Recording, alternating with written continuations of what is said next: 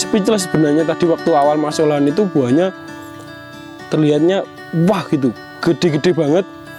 Tadi ada yang hampir seberapa ya, kalau sejari ini ya, ukurannya sejari ini, mungkin diameternya lebih besar, panjangnya segini.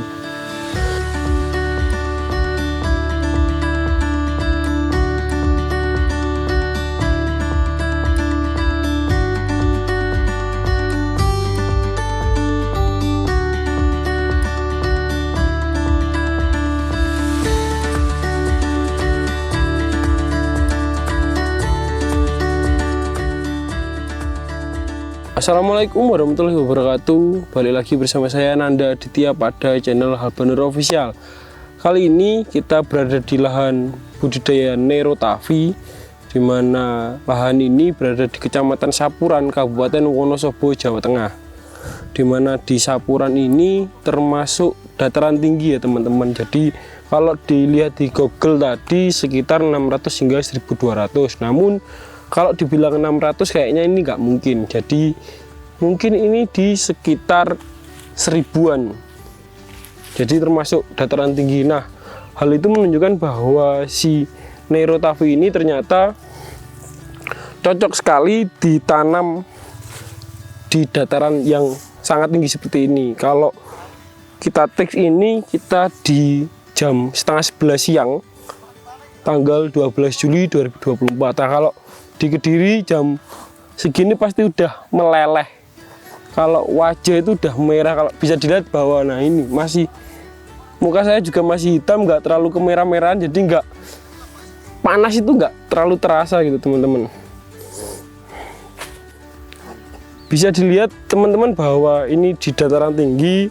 Terlihat di belakang saya banyak sekali perbukitan. Kemudian di depan saya ini selain kamera juga di belakangnya ada 2 gunung yang besar dan gagah sekali. Nah, ini menunjukkan kalau si Nerotafi ini ternyata sangatlah cocok ditanam di dataran tinggi. Bisa dilihat buahnya. Nah, ini masih pemulaan aja. Kita nanti akan review lebih lengkapnya. Ini hanya awalan bahwa buahnya itu udah sebesar ini. Ini masih hijau, belum matang, pangkal, bukan buah bawah tapi buah atas.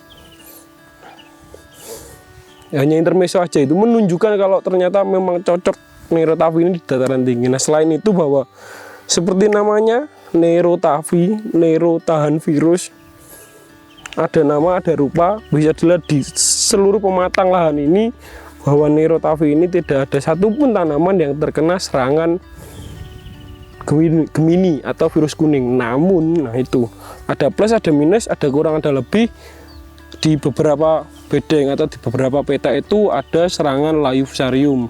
Namun cuaca di daerah ini juga bisa dibilang tidak menentu ya. Jadi di Kecamatan Sapuran ini seminggu yang lalu itu hujan deras, kalau nggak hujan ya mendung.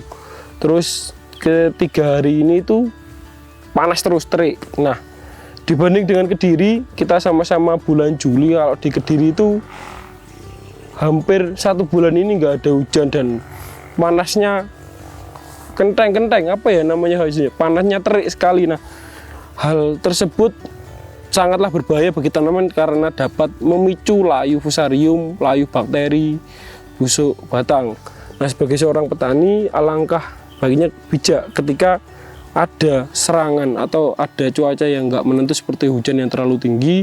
Ketika di pupuk dasar kita kurang mengaplikasikan dolomit atau kapur, nah jadi ada beberapa opsi yang bisa digunakan. Kita sering cek pH, kalau nggak ada pH meter ya kita by feeling aja. Semakin sering kita ke lahan, semakin sering kita mengetahui apa yang dibutuhkan oleh si tanaman.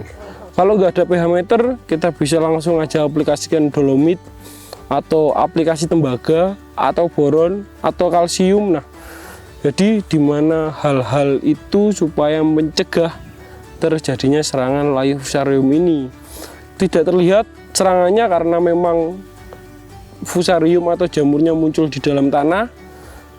Pasti ketika kita ke lahan melihatnya normal di hari ini, besoknya nggak tahu bagaimana. Nah itu, jadi lebih baik kita punya jadwal untuk menentukan bagaimana dan kapan kita aplikasi si tembaga atau boron atau kalsium atau bahkan kapur dolomit pada lahannya.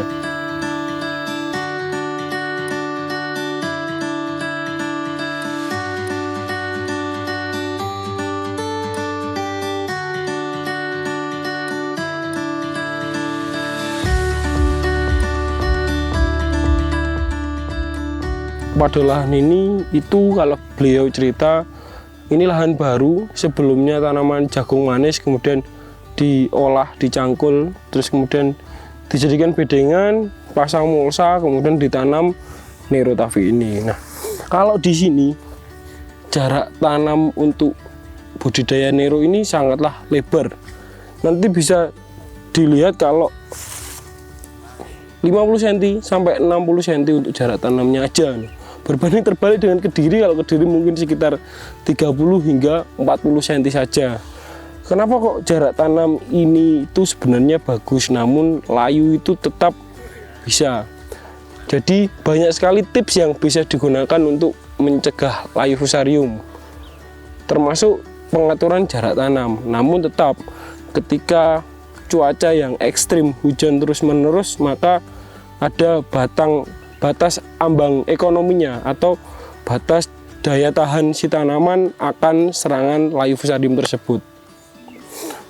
Selain jarak tanam 50 sampai 60 cm ini menguntungkan untuk menjaga dari serangan layu fusarium, jarak tanam yang seperti ini atau jarak tanam ideal lah. Kalau saya bilangnya 50-60 itu sangat ideal bagi tanaman apapun. Kenapa? Karena supaya sirkulasi.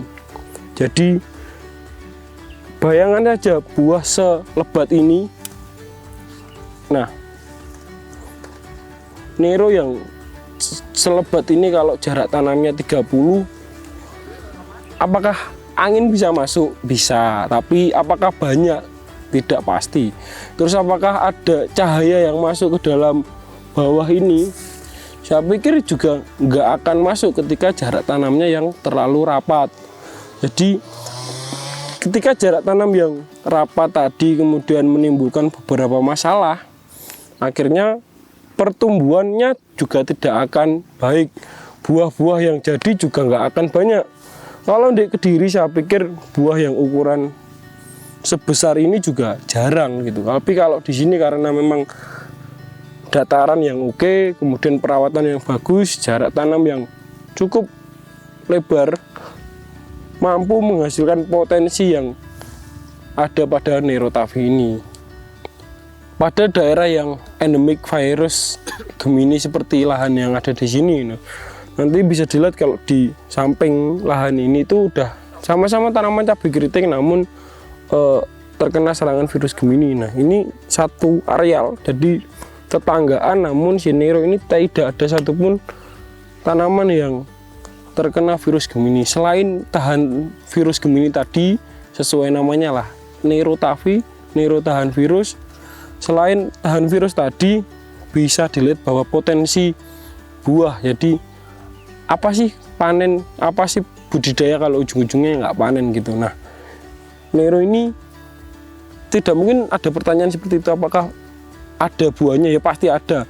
Nah, bisa dilihat kalau buah yang ditimbulkan, dihasilkan oleh Nerotafi ini sangatlah banyak, kemudian sangatlah rimbun. Jadi buah pertama kalau orang ngomong biasanya dari bawah, ketika pecapang kemudian muncul ruas baru. Nah, si ruas tersebut pasti akan membawa buah, pasti akan membawa bunga dulu, kemudian bunganya menjadi sebuah buah yang buahnya speechless sebenarnya. Tadi waktu awal masuk lahan itu buahnya terlihatnya wah gitu, gede-gede banget. Tadi ada yang hampir seberapa ya, kalau sejari ini ya, ukurannya sejari ini, mungkin diameternya lebih besar, panjangnya segini. Sangatlah eksotis lah kalau dipapang ini, wah banget gitu. Nah, selain buah tadi, bunga dari bawah ada terus sampai ke atas. Nanti kalau ya, mungkin teman-teman nggak percaya karena ini omongan, nanti bisa dilihat lagi. Kalau dari bawah itu tiap ruas itu muncul terus. Nah, ada bunga, ada buah, ada buah, ada buah, ada buah, ada buah. Kemudian di atasnya, nah ini takutnya yang sering terjadi ketika terlalu banyak buah yang jadi, bunganya nggak jadi. Tenang, teman-teman, tenang semua. Jadi Nero ini nggak bohong.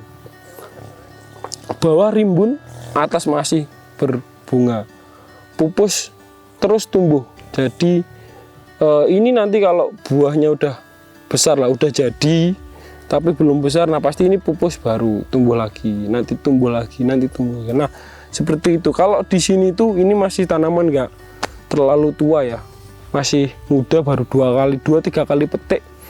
Potensi yang dihasilkan tuh masih setinggi ajir ini. Jadi ajir ini kenapa kok tinggi, karena nantinya Nero ini pasti akan setinggi si ajir ini. Jadi kalau orang ngomong jadinya ringin ke atas, kemudian ringin seperti ini gitu.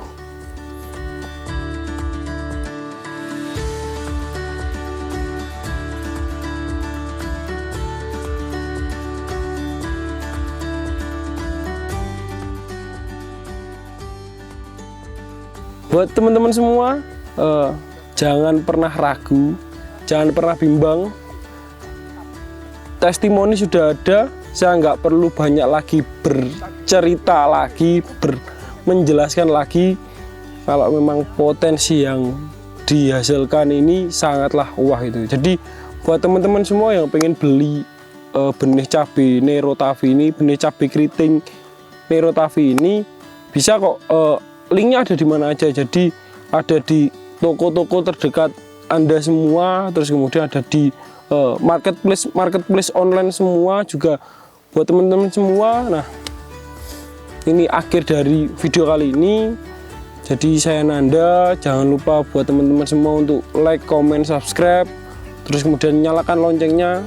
Bagikan video ini ke teman-teman yang lain juga supaya manfaat yang bisa diambil dapat sampai ke teman-teman yang lain juga. Nah, saya Nanda, saya akhiri video kali ini. Terima kasih, sampai jumpa di video-video berikutnya. Terima kasih. Wassalamualaikum warahmatullahi wabarakatuh.